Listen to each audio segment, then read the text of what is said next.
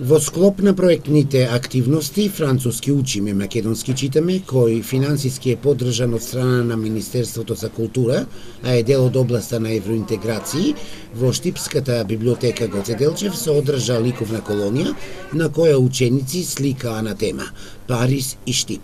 Денес нашата библиотека, Националната установа Гоце Делчев Штип, организира ликовна академија на тема француски учиме, македонски читаме, култура спојуваме и развиваме.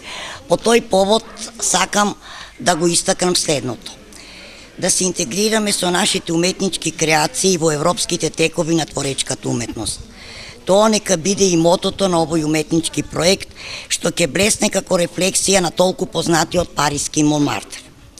Нашите млади ликовни таленти се тука со нивните визуелни перцепцијски размисли, со нивните визии и ликовни креации да долова дел од француската метропола, но и од својот роден град.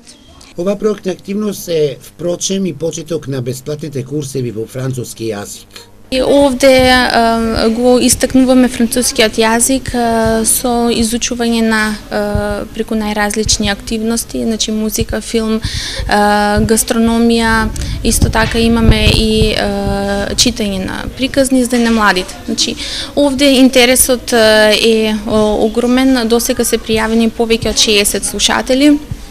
Имаме од најмладите, од 3 годишна возраст до највозрастните.